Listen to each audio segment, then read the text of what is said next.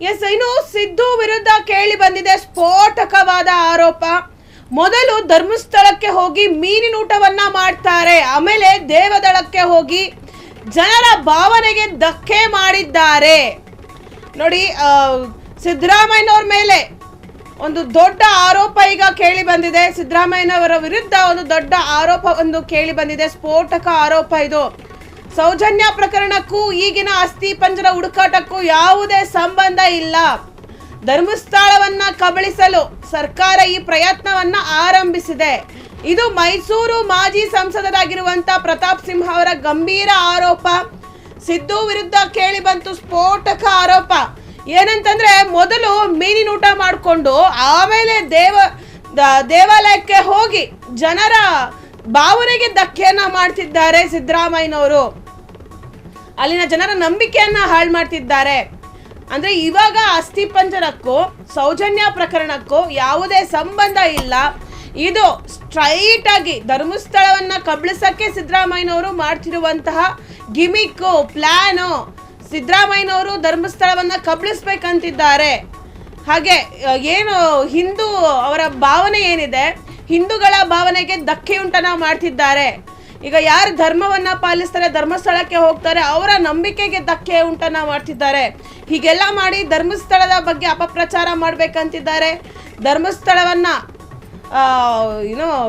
ಆಕ್ರಮಣ ಮಾಡೋದಕ್ಕೆ, ಧರ್ಮಸ್ಥಳವನ್ನ ಕಬಳಿಸೋದಕ್ಕೆ ಈ ಯತ್ನವನ್ನ ಮಾಡ್ತಿದ್ದಾರೆ ಅಂತ ಹೇಳಿ ಪ್ರತಾಪ್ ಸಿಂಹ ಅವರು ಗಂಭೀರವಾದ ಆರೋಪವನ್ನ ಮಾಡ್ತಿರೋದು. ಬನ್ನಿ ಏನ್ ಮಾತಾಡಿದಾರೆ ಕೇಳೋಣ. ಅವ್ರನ್ನ 100% ಆರೋಪಿ ಫಿಕ್ಸು ವೀರೇಂದ್ರ ಹೆಗ್ಗಡೆ ಅವರು. ಅವ್ರನ್ನ ಅದನ್ನು ಸಾಬೀತು ಮಾಡೋಕ್ಕೆ ಸಾಕ್ಷ್ಯ ಹುಡುಕ್ತಾ ಇದ್ದಾರೆ ಈ ಸರ್ಕಾರ. ಅಲ್ಲಿ ಕೋಳಿ ತಿನ್ಕೊಂಡು ಮೀನು ತಿನ್ಕೊಂಡು ಧರ್ಮಸ್ಥಳಕ್ಕೆ ಹೋದಂಥವ್ರದ್ದು ಉದ್ದೇಶ ಶುದ್ಧಿ ಇರೋಕ್ಕೆ ಸಾಧ್ಯನಾ? ಇವ್ರು ಮಾಡ್ತಾ ಇರುವಂಥದ್ದು ಇದು. 100% ಆರೋಪಿ ಫಿಕ್ಸು ವೀರೇಂದ್ರ ಹೆಗ್ಗಡೆ ಅವರು.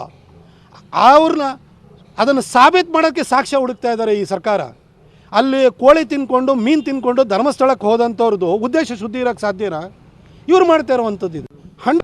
ಅಲ್ಲಿ ಕೋಳಿ ತಿನ್ಕೊಂಡು ಮೀನು ತಿನ್ಕೊಂಡು ಧರ್ಮಸ್ಥಳಕ್ಕೆ ಹೋದಂಥವ್ರದ್ದು ಉದ್ದೇಶ ಶುದ್ಧಿ ಇರೋಕ್ಕೆ ಸಾಧ್ಯನಾ? ಇವ್ರು ಮಾಡ್ತಾ ಇರುವಂಥದ್ದು ಇದು. 100% ಅಲ್ಲಿ ಕೋಳಿ ತಿನ್ಕೊಂಡು ಮೀನು ತಿನ್ಕೊಂಡು ಧರ್ಮಸ್ಥಳಕ್ಕೆ ಹೋದಂಥವ್ರದ್ದು ಉದ್ದೇಶ ಶುದ್ಧಿ ಇರೋಕ್ಕೆ ಸಾಧ್ಯನಾ? ಇವ್ರು ಮಾಡ್ತಾ ಇರುವಂಥದ್ದು ಇದು. 100% ಆರೋಪಿ ಫಿಕ್ಸು ವೀರೇಂದ್ರ ಹೆಗ್ಗಡೆ ಅವರು. ಅವ್ರನ್ನ ಅದನ್ನು ಸಾಬೀತು ಮಾಡೋಕ್ಕೆ ಸಾಕ್ಷ್ಯ ಹುಡುಕ್ತಾ ಇದ್ದಾರೆ ಈ ಸರ್ಕಾರ. ಅಲ್ಲಿ ಕೋಳಿ ತಿನ್ಕೊಂಡು ಮೀನು ತಿನ್ಕೊಂಡು ಧರ್ಮಸ್ಥಳಕ್ಕೆ ಹೋದಂಥವ್ರದ್ದು ಉದ್ದೇಶ ಶುದ್ಧಿ ಇರೋಕ್ಕೆ ಸಾಧ್ಯನಾ? ಇವ್ರು ಮಾಡ್ತಾ ಇರುವಂಥದ್ದು ಇದು. 100% ಆರೋಪಿ ಫಿಕ್ಸು ವೀರೇಂದ್ರ ಹೆಗ್ಗಡೆ ಅವರು. ಅವ್ರನ್ನ ಅದನ್ನು ಸಾಬೀತು ಮಾಡೋಕ್ಕೆ ಸಾಕ್ಷ್ಯ ಹುಡುಕ್ತಾ ಇದ್ದಾರೆ ಈ ಸರ್ಕಾರ.